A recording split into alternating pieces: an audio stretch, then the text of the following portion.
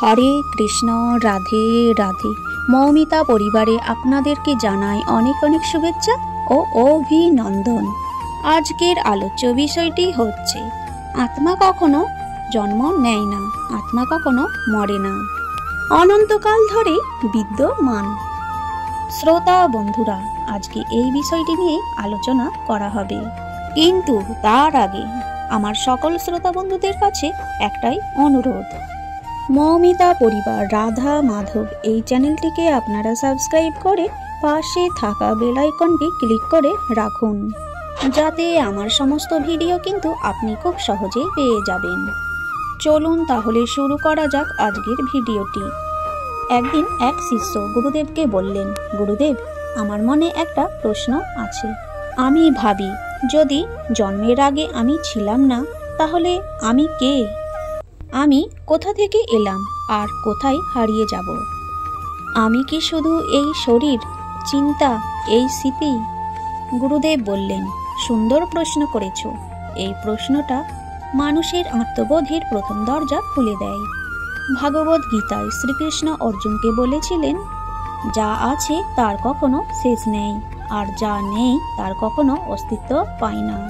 তুমি ভাবছো জন্মের আগে তুমি ছিলে না, কারণ তুমি শুধু শরীরটাকে জানো, কিন্তু আসলে তুমি শরীর নও। তুমি সেই চেতনা যে শরীরটাকে চালনা করছে। শিষ্য বললেন, চেতনা? কিন্তু আমি তো জন্মেছি, আমার নাম আছে, বাবা মা আছে, শৈশব আছে, এইগুলো কি আমার অস্তিত্ব নয়? গুরুদেব বললেন, এইসব হলো তোমার বর্তমান রূপ। যেমন নদী আজ এইদিকে বইছে, তেমনি কাল অন্যদিকে যাবে।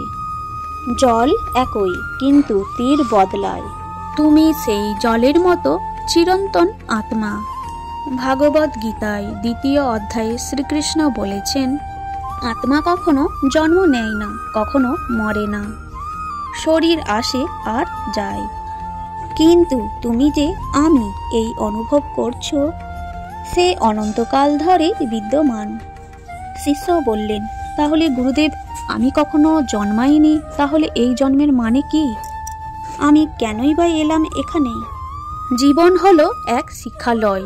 আত্মা এখানে আসে অভিজ্ঞতা নিতে, ভালো মন্দ, সুখ দুঃখের, পাপ পুণ্যের খেলায়। যেমন ছাত্ররা স্কুলে আসে পড়তে, তেমনি আত্মা পৃথিবীতে আসে নিজেকে জানতে। জন্ম মানে নতুন সুযোগ, পুরনো কর্মফলের ধারাবাহিকতা।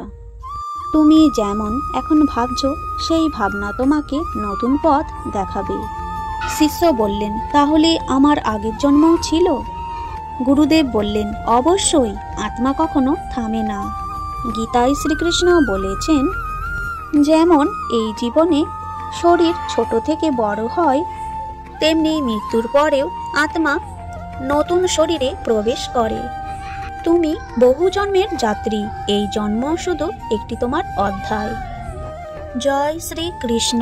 আজকের এই ভিডিওটি এই পর্যন্তই থাকলো। সকলেই ভালো থাকবেন, সুস্থ থাকবেন।